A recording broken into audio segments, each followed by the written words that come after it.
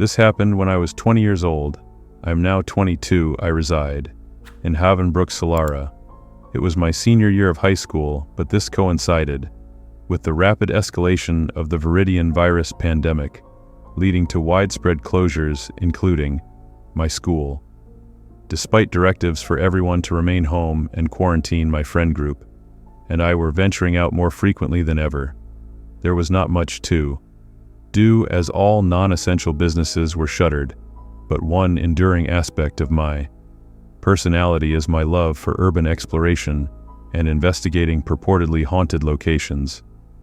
To this day I continue to do so. I am not easily frightened. I have had several encounters with unhoused individuals, encountered cultic groups, and even had a firearm pointed at me, but nothing compares to the sheer oddity and creepiness of this particular instance I experienced while exploring. Moving forward, around this time I began conversing with a girl from one of my high school classes. Her name was Evelyn. If not for her corroborating my account of what transpired that night, I am certain none of my friends would have believed me. We were still in the early stages of our relationship, but I somehow persuaded her to explore a wooded nature preserve at 3 a.m. here in Havenbrook. The preserve is named Emerald Grove.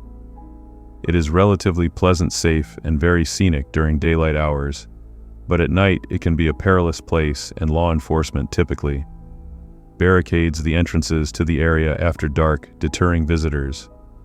In 2016, a 24-year-old woman named Laura Bennett was brutally murdered and stabbed over 20 times within its confines, and in 2021, a boy exploring the woods was shot. Evelyn and I arrived at the preserve around 3 a.m. It was incredibly eerie and utterly devoid of light. The dense canopy of trees effectively blocked out any moonlight. I prefer not to use my flashlight while exploring, as it prevents my eyes from adjusting to the darkness, and one can only perceive what is directly illuminated by the beam. Furthermore, I would not want someone to spot my light from a distance. We were probably about 15 to 20 minutes in walking the main trail. I did not plan to be in there for too long, because it was quite creepy and unusually quiet that night. I knew a path that branched off the main route leading back to where my truck was parked. I suggested we could take that path, essentially completing a full circle instead of retracing our steps. She agreed, and so we began walking through that off-road path. We were probably only about 2 minutes into the off-road path when, suddenly out of nowhere, a flute began playing. Evelyn and I froze in our tracks and exchanged glances, just listening. Whoever was playing it, the melody was perfectly in time and sounded like some sort of musical composition. However, there was no time for me to process that. It might have sounded pleasant. It was creepy as hell. As I said before, I do not scare easily, but 15 seconds into the flute solo, Evelyn began trembling with fear and was on the verge of crying. I was somewhat just listening, but when Evelyn started praying to a higher power to save her and forgive her for her transgressions, that is when I grasped the gravity of the situation. To be clear, it was incredibly difficult to pinpoint the origin of the flute. Its sound, it seemed to be emanating from the direction of the previous main trail, which ran parallel to where we were, with about 30 to 50 yards of woods in between, but it was growing louder and closer to the point where it sounded as though the music was right on top of us. Evelyn could not even focus because she was so terrified, so I knew I had to take charge and extricate us from this situation.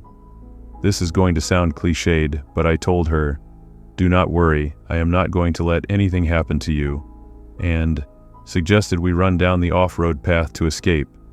So we did. We began to sprint. I believe the flute stopped playing, but it was hard to notice because I was more focused on getting the hell out of there. We only got about 30 feet when out of nowhere we heard the rustling of bushes and the snapping of leaves and twigs before something large dashed across the path right in front of us. Now this could have very well been a deer or some larger form of wildlife, but it was so strange, because I could almost feel the sheer size of whatever was in front of us. I do not know if it was from the wind or what. The only thing is, I never saw a silhouette or a distinct shape of anything in front of us. Another strange thing is I did not hear it coming, and I did not hear it run away. I only heard the dash right when it was directly in front of us. As soon as we felt and heard whatever dashed across the path right in front of us, we obviously turned back around and bolted in the other direction until we got back to the original point where we heard the flute. And then, as if whoever was playing it was waiting for us to return, the flute started to play again, loud and right on top of us. This time it was almost chiming. It sounded like it belonged to some sort of Irish folk dance tune, or something, but the chiming was still in cadence. However, it was still impossible to pinpoint where the sound was coming from. It was just surrounding us. At this point, my fight or flight instincts activated because we were trapped. We had two options: either go back into the off-road path, where we heard that terrifying dash right in front of us, or go back to the main trail, where the flute and whatever maniac was playing it was. The off-road path was definitely scarier because it was darker and surrounded by more dense forest, and at least the main trail was a paved route. Thus, I told Evelyn, who was still trembling in fear, let us start running down the main trail back to the truck. We ran back, adrenaline still pumping, so we converted the 20-minute walk into a 7 to 8 minute jog. Somewhere along the run, the flute noise must have stopped. Along the run back, there was a random portable restroom, and I was terrified because what if someone was on the other side or hiding inside of it, because it seemed to be somewhat parallel to where we were at earlier. Thankfully, I did not see anyone or signs of anyone ever having been there. In fact, my truck was the only vehicle in the area near the main entrance to the woods. We made it to the truck, and I sped far away from there. The next day, I told all my friends about it, and I searched all over the internet to see if anyone had ever encountered anything like this. People claim to run into apparitions, cults, animals making terrifying noises, but a soft and rhythmic flute solo. I could not find anything on that, or maybe I just did not search hard enough. I tried to figure out all the possibilities. There are some houses that eventually lead into a neighborhood on the far edge of the woods, but those houses are at least a couple of miles away, and we were fairly deep into the woods, so there is no way the sound could have traveled that far, because I am telling you, the flute was clear as day, and it was 3 a.m. Obviously, I never found out who was playing that flute or what dashed right in front of us. I actually kind of got chills writing this story. The more I think about it, it actually seems more paranormal rather than something scary on a tangible level. I do not know if it was a person, a specter, a cult, or what. I am really hoping someone might have a rational explanation. Either way, I never really went back to those woods at night. I still explore plenty of creepy places, but never really came across anything like that ever again. I am a 20-year-old male employed as a pharmaceutical technician at a medium-sized medical facility in Northwest Arcadia. I work an early night shift from 6 p.m. to 4 a.m., and part of my responsibilities includes stocking the operating theaters. My schedule consists of 7 consecutive workdays, followed by 7 days off. While the 7 working days are challenging, the 7 days off are truly invigorating.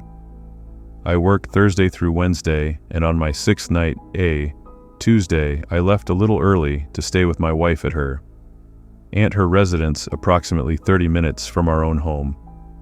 She was caring for her younger cousins while her aunt and uncle were on a trip. The house lacked curtains, which made her feel uneasy during the few nights she was there. I had not joined her initially because it was during my work week, and she told me there was little point if I was going to arrive around 5 a.m. and then immediately go to sleep once the sun began to rise. However, on her last night of childcare, she felt extremely anxious, so I informed her I was coming over. She is strong-willed, but she expressed gratitude and felt much better once I arrived. Working the night shift for the past 2 years has profoundly affected me mentally, and I believe I have started to develop some mild sleeplessness. I literally could not fall asleep after arriving at my wife, her aunt, her house. This is not a new phenomenon, but I had never before stayed awake for more than approximately 28 hours. Even if I had wanted to, I could not sleep because we had a very demanding day ahead of us. We had to drop her young cousins off at school. Our friend was hosting a gender reveal party. We needed to go grocery shopping, as we had no food at home since she had been away for the past 3 days, and I had to be at work by 6 p.m. I ended up dozing off in the car for just under 10 minutes. I was truly experiencing that wave of sleepiness, but I consumed a large Vigor Max energy drink and another caffeinated beverage once I arrived at work. It was Wednesday night now, and I had been awake since approximately 2 p.m. on Tuesday afternoon. My shift began without incident. If I could remain occupied, that tired feeling would not truly affect me. I inserted my earbuds and was listening to music as I stalked the operating theaters with their medications. It was a weeknight, so some late surgeries were still concluding, and housekeeping staff were cleaning up some operating rooms that had been utilized. It is not uncommon for surgical personnel to enter the room I was in and retrieve something that their current operating room might be lacking, so I usually turn around and at least smile, and they return the smile. I was in my own world, stocking the automated dispensing cabinet with medications and listening to music when I heard the door behind me open. There was that distinct high-pitched squeal when a door needs its hinges oiled, followed by the loud crash that heavy wooden doors make when they shut, so I turned around to see who it was, as always, except there was no one there. I did not really get worried about it. Perhaps they opened the door, saw I was in there, and just decided to go to another room. So I continued on. As I pushed my cart to the next room, the light in this room was off. I opened the door, and I swear I saw someone hunched over by the automated dispensing cabinet, rummaging through the sharps container. If you are not familiar, that is a bin, where used needles and vials are safely disposed of rather than being placed in a normal garbage can. Someone had already been caught doing this before in search of pain medication and was consequently terminated. I turned on the light. I was going to inquire what they were doing, but when I turned the light on, there was no one there. Okay, now I was starting to get a little unnerved. I did not know the time frame for when one could begin hallucinating after not sleeping for over 24 hours, so I just told myself I was probably seeing things I needed to just calm down. I finished stocking surgery with no other occurrences and headed back to the pharmacy. At 2 a.m. every night we have to deliver patient-specific medications to the nurses. Their stations. I am going to use the 5th floor as an example of how the floors are laid out, but each floor number corresponds with which floor they were on. There are 3 elevators in the middle of the floor. If you go left when getting off the elevator, there is the 5,100 and 5,200 side. And if you go to the right, there is the 5,400 to 5,500 side. There are 2 wings on each side. So there are patient rooms numbered 5,105 to 5,115, and the other wing has rooms 5,201 to 5,215. Each floor is laid out the exact same way, so each wing has 15 rooms on each side. To shorten the floor names, though, I am going to refer to them as 51, 52, and 54, 55.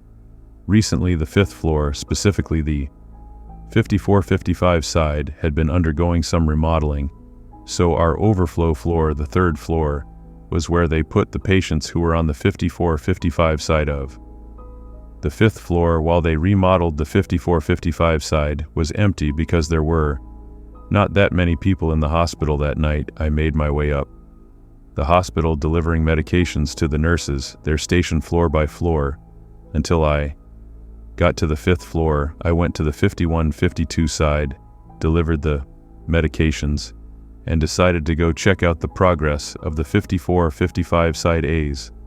I went over there. I just got unnerved. There were no nurses, no patients, just the long, empty hallways. The operating theaters are already empty and desolate most nights, so I am used to walking around down there without issue. But seeing empty patient rooms just crept me out. I walked slowly down the 55 side. I heard a noise that sounded like one of the hospital beds rattling.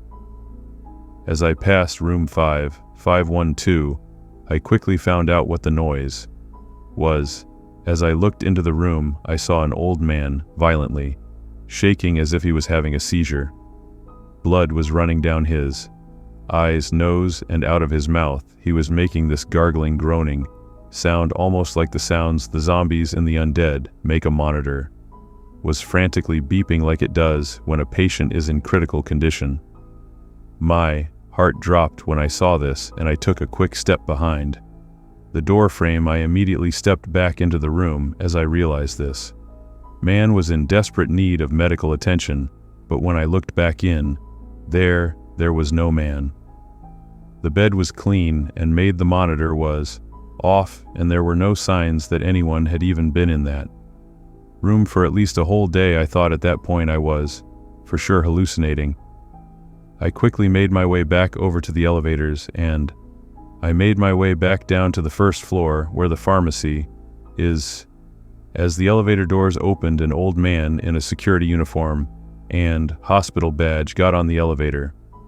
He patted my shoulder as he walked past me. It was that same man I'd seen moments before having a seizure and making those zombie-like noises.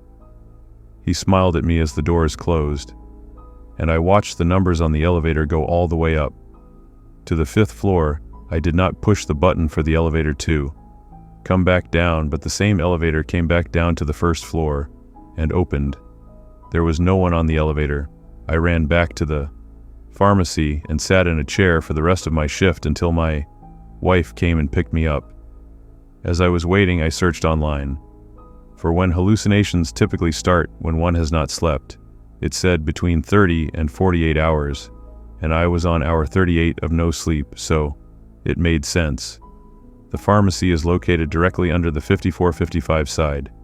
So when I walk in, I can see the window at the end of the hospital wing on the 24, 34, 44, and 54 side. Sometimes as I wait on the elevator on that side to go back down to the pharmacy, I look out the window.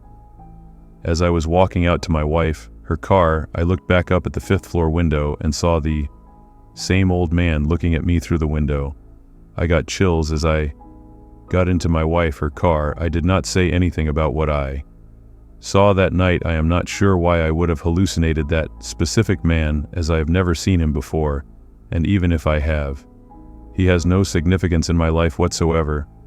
I am still not sure, though, if that was even a hallucination or if what I saw that night was real. It certainly felt real. I went to sleep immediately after getting home. I have not seen that man again, but this was just under 2 weeks ago. I reside with my significant other in his owned dwelling. It is a modest house in an agreeable neighborhood. Violent crime here is typically low. I characterize it as modest because, in comparison to the other residences in the vicinity, it is on the smaller side. However, possessing a smaller house in this particular neighborhood remains highly desirable, as it permits us to live in a pleasant community without owning a multi-million-dollar estate. It is a single-floor, 3-bedroom, 2-bathroom house with a basement. We are situated on an exceptionally quiet block, affording considerable privacy. The street, its curvature, contributes to this optimal seclusion, as when we step outside, there is not a single neighboring house directly facing us. There are 8 houses in total on our block. Further down the block lies a small wooded area. My boyfriend David was away one weekend in Las Vegas for a bachelor party last October. I was alone from Thursday to Monday. Friday after work, I had some of my female friends over for a wine night. At some point while we were in the living room watching horror films, the doorbell rang. We all fell silent and exchanged glances, our faces reflecting the same surprise. The doorbell ringing late at night while we were engrossed in a scary movie almost felt surreal. I went to surreptitiously check if I could see who was outside on the porch, but I could not get a clear view from the window. There is a small glass panel at the top of the door, so I peeked through it. There were, like 4 cars in the driveway. They must have known people were home. But I did not see anyone on the porch. I went back to my friends, and while we all agreed that was peculiar, we accepted that it was just a very unfortunately timed ding-dong ditch prank.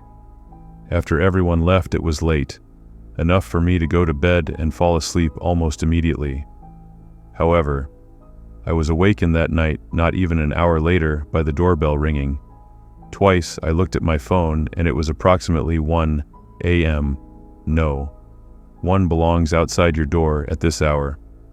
I immediately called David, and he answered, sounding quite inebriated in a loud bar.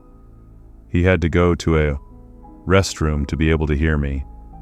Once he heard me, he told me to just remain in the bedroom and not open the door to anyone.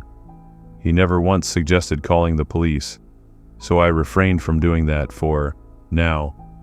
We ended our call, and I tried to simply stay calm and return to sleep.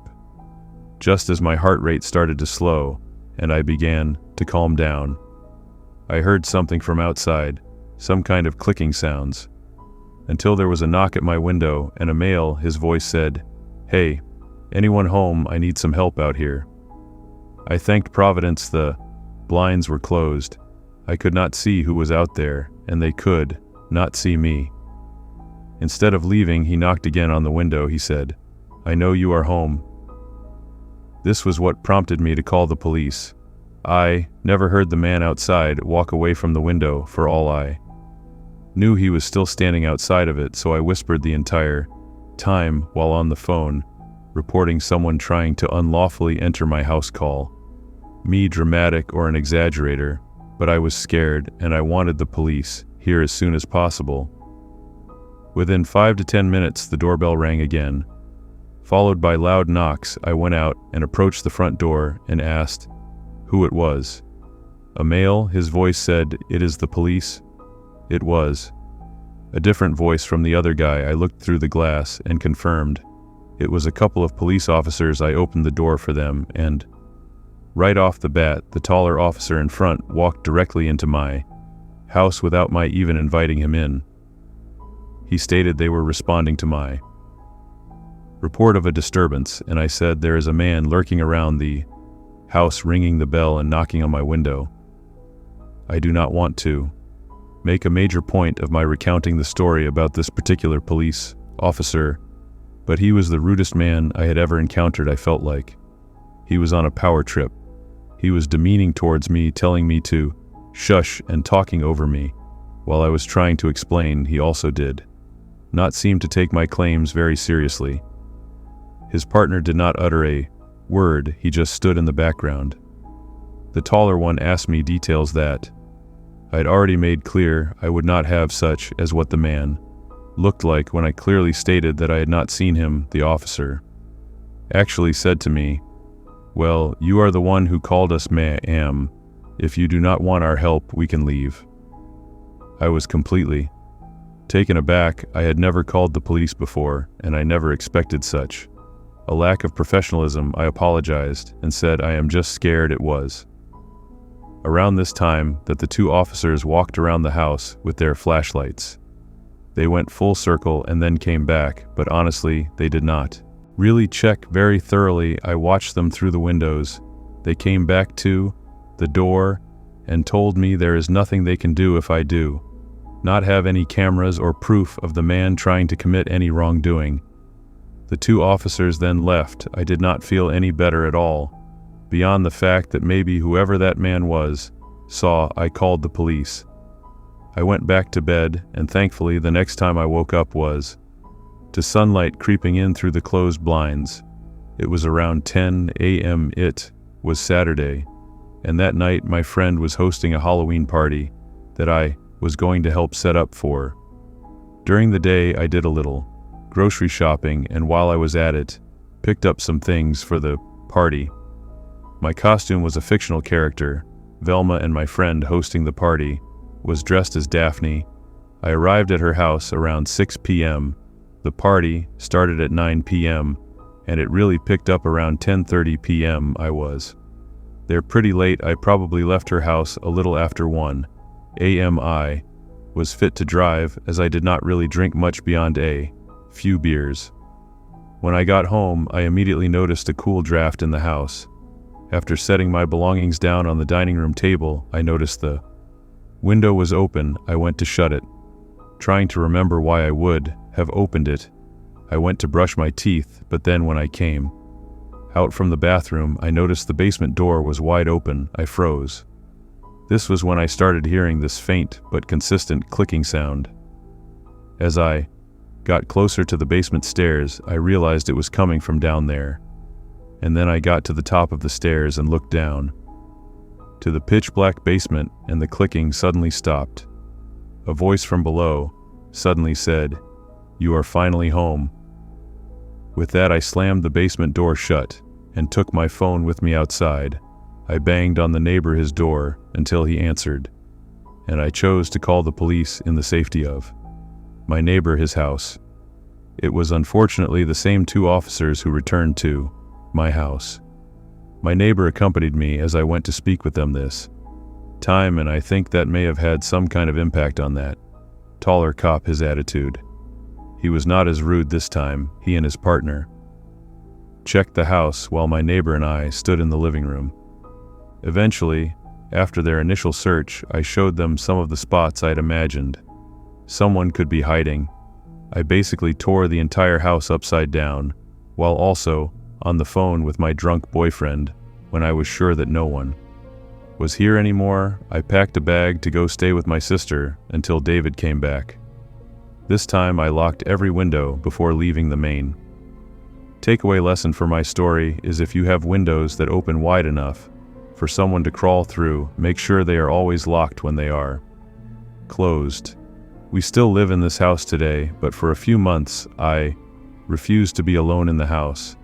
For extended periods I still have post-traumatic stress symptoms from this, and sometimes I have nightmares in which I think I am hearing knocks at the window, and then I wake up.